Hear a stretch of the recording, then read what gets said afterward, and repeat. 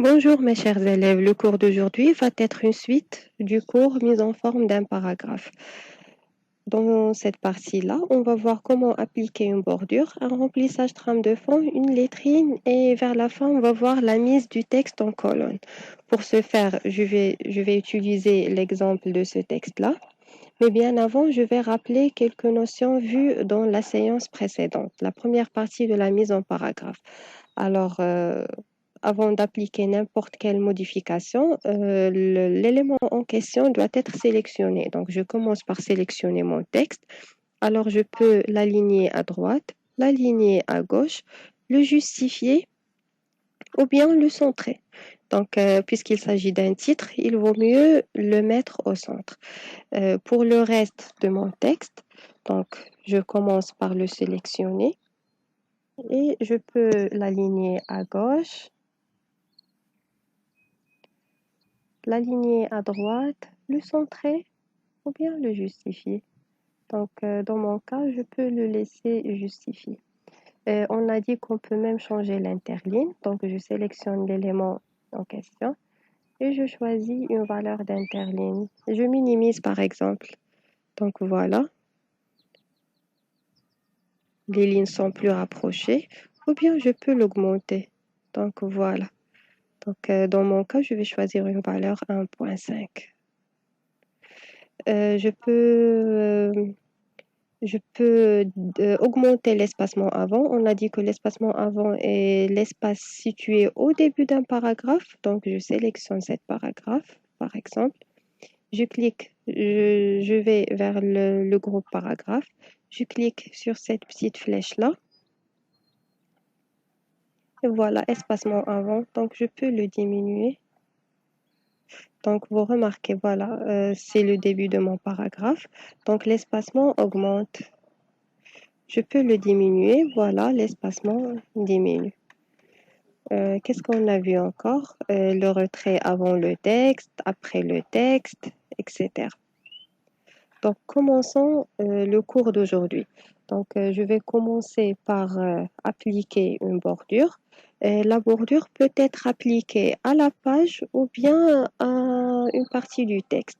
Donc, prenons l'exemple du titre. Donc, je sélectionne le titre. Je choisis, je vais vers le groupe paragraphe. Je clique sur bordure et trame et je choisis la dernière option. Alors là, j'ai plusieurs choix. Aucun, encadré, ombre 3D ou bien personnalisé. Je choisis par exemple encadré. Je choisis la couleur de ma bordure, le bleu par exemple. Je choisis la largeur du trait, la largeur de mon cadre, 1 point par exemple. Et je choisis texte. Ici, j'ai deux choix, texte ou bien paragraphe. Je vais faire les deux démonstrations. Donc, on choisit au début paragraphe. Donc, je mets OK et voilà.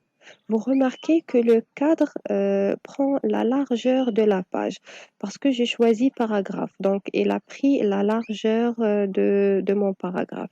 Faisons la deuxième démonstration. Donc, je sélectionne toujours le texte.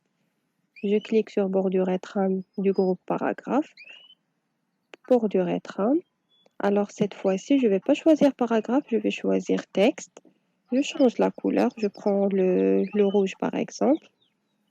Je prends une autre largeur. C'est celle-ci. Je choisis 3D et je valide par OK. Donc, voilà. La bordure, donc j'ai encadré seulement mon texte. Donc, j'ai deux choix. Je peux appliquer la bordure sur mon texte ou bien sur la largeur de mon paragraphe. La deuxième partie de notre cours, c'est le remplissage trame de fond.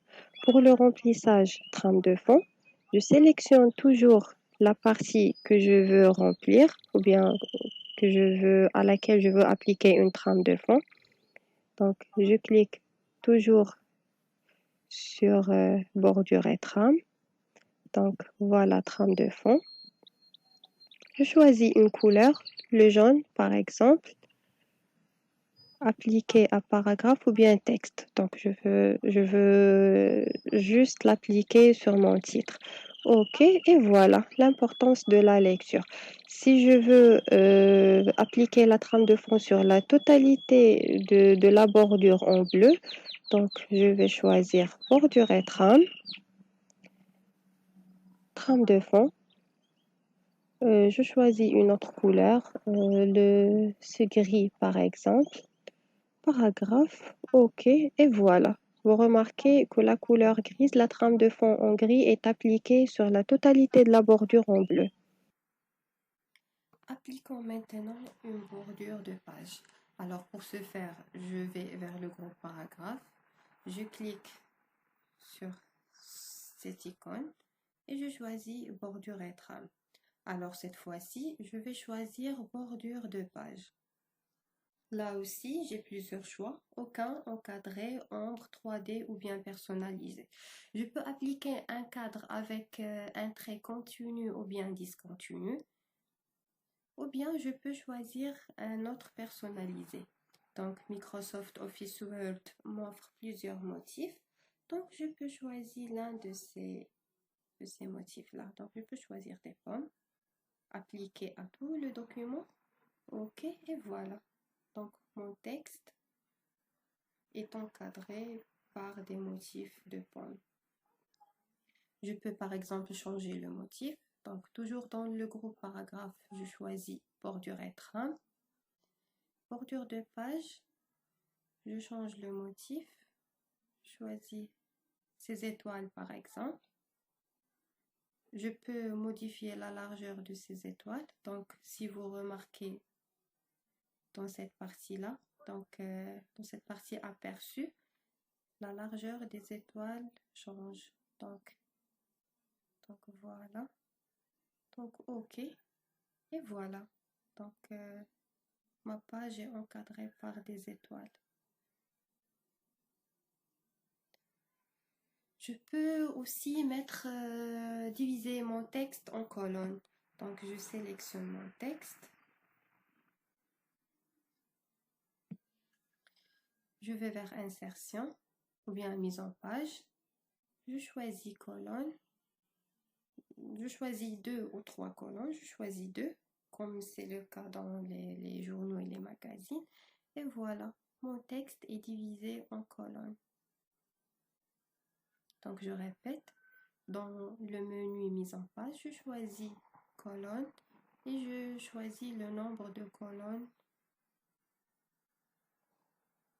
que je veux. Je peux appliquer une lettrine.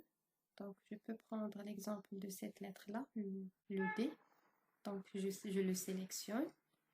Je choisis le menu insertion. Donc, voilà, lettrine.